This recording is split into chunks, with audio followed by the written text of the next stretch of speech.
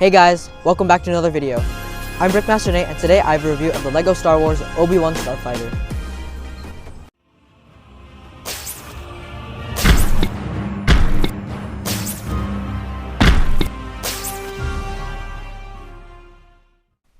This set was released in the summer wave of 2022 and has 282 pieces. The front of the box shows off this really clear shot of the set and the three figures on the bottom. And the colors and the character that's used on these sets around this time are used to show what part of Star Wars it's from, and in this case, Darth Vader, and the blue stripe shows that it's from the Skywalker Saga movies. The back of the box also shows off the set, this time with all three figures displayed in front, and on the top it highlights the features on the actual build. Let's get into the box.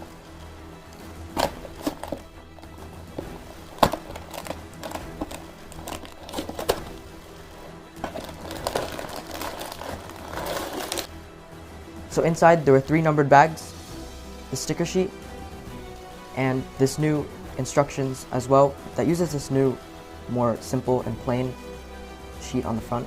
And I've seen a lot of complaints about this new design, but I think it's really clean and it's starting to grow on me. Let's get to the speed build.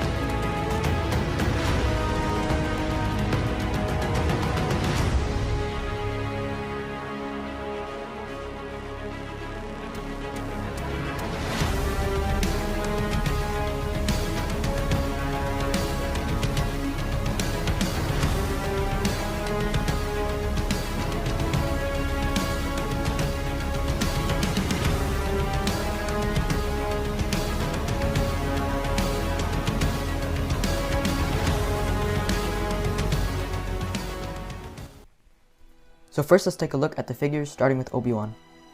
For the most part, this is a basic Obi-Wan with nothing too special about him, but I think it's a nice change to get just a standard figure in a set like this. He has 2 face prints, and this first one has the mic for the starship, and I also really like the choice on this one on the back.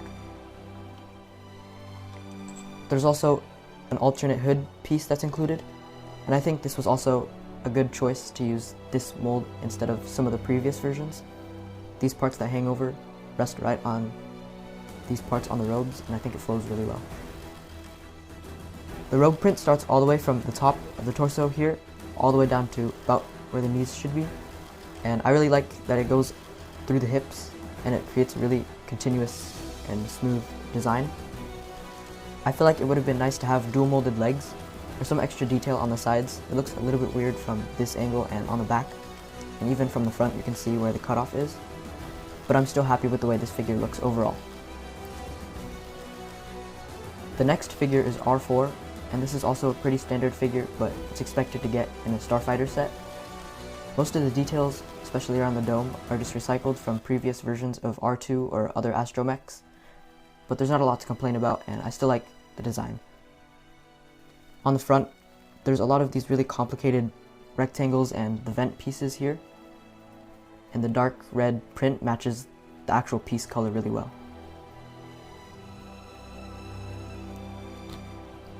The last figure is Taun We, and this is the first time LEGO has made a Kaminoan figure, and these characters can be seen on the cloning facility in Attack of the Clones, and they made a few appearances in Clone Wars, but I think LEGO did a good job capturing the features.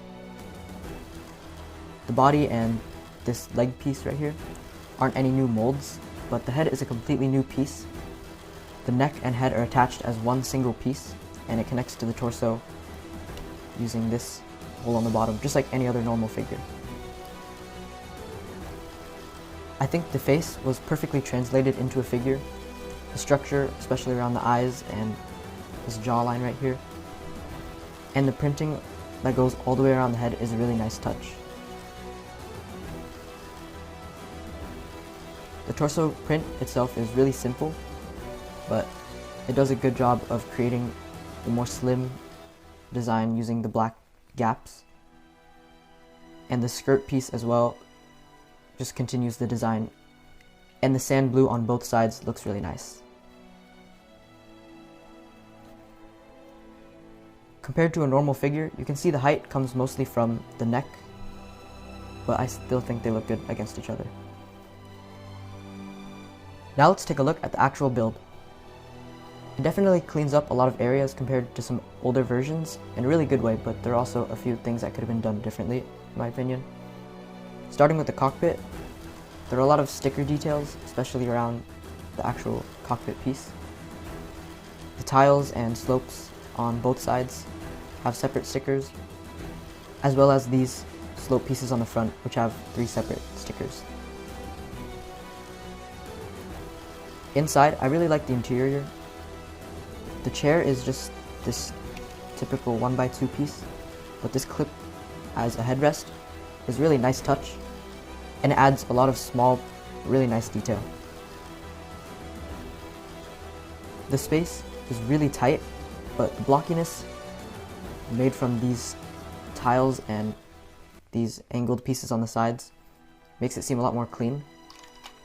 And the 2 studs on the bottom attached to the figure's legs just like that, and there's no problem fitting the figure inside, even with the hood. There's also a 1x2 control panel slope right here in the front, and this print is used a lot, not just in Star Wars but in other themes as well, but I definitely think it's compatible with this set.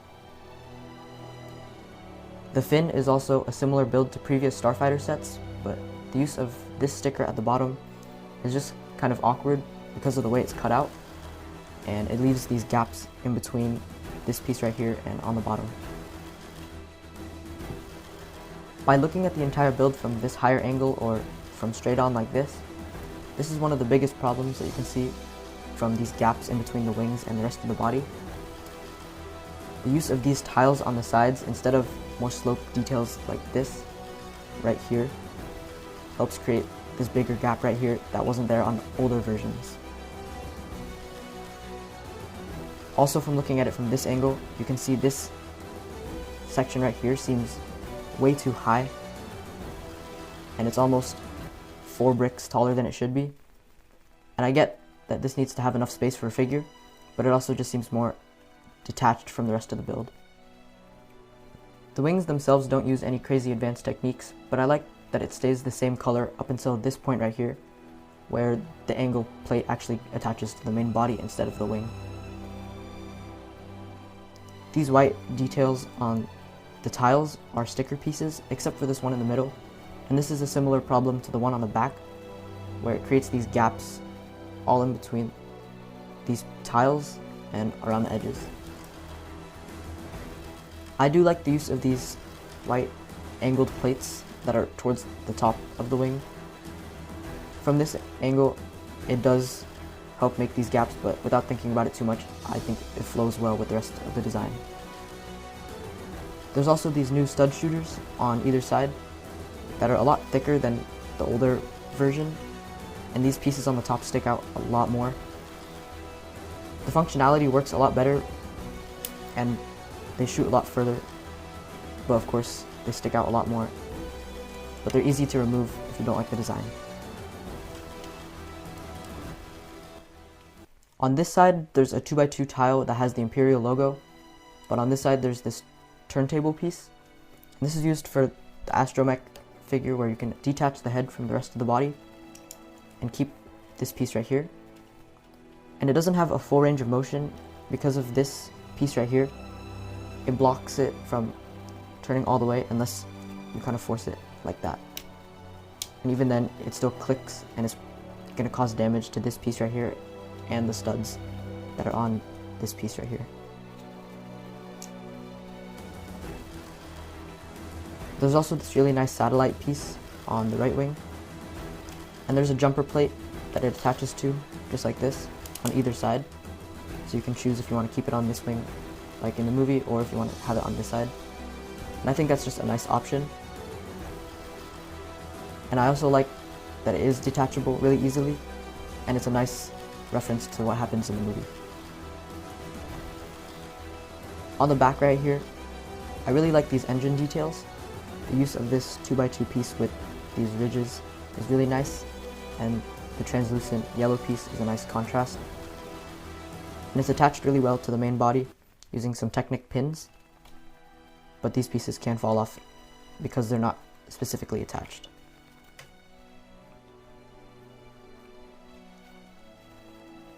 Looking back at this huge slope piece, there's this nice hidden feature where if you take it off, you can store the rest of the droid's body on this stud right here. And then you can close it back up without any problems fitting it inside. I really like this feature, and I always like when LEGO sets have features that you can keep everything together, and it is integrated pretty well into the set. Right here down the middle, there are a lot of stacked plates, and it kind of creates this awkward effect where it's more staggered than it should be. There could have been another slope kind of piece that would have created a better curve, but it also helps contour this area right here to make it more slim towards the front. Very front uses one more stickered piece on this 2x6 tile, and the lime green also helps break up some of the details on this area right here. And this Nexonite shield piece in white on the very front as well helps shape the front where it should be more pointy. On the underside, it's a lot cleaner than some previous versions as well. This landing gear is the same as most versions, and this piece on the back is also what would help stabilize it. And there's also clips on either side for the lightsaber, and it's also hidden pretty well, and you shouldn't be able to tell that it's there from this top angle. If you're thinking of buying this set, if you don't already have a previous version, I would say it's definitely worth it to get. $30 is pretty high compared to the last Starfighter, but in this model, compared to older versions with the 3 figures and more pieces, it's definitely not too bad, and the price per piece ratio is decent if that matters to you. That's going to be it for today's video. I hope you enjoyed it, and if you did, please like, subscribe, and hit the bell icon. Also, leave a comment down below. Don't forget to check out my other LEGO Star Wars videos. Thanks for watching. Bye.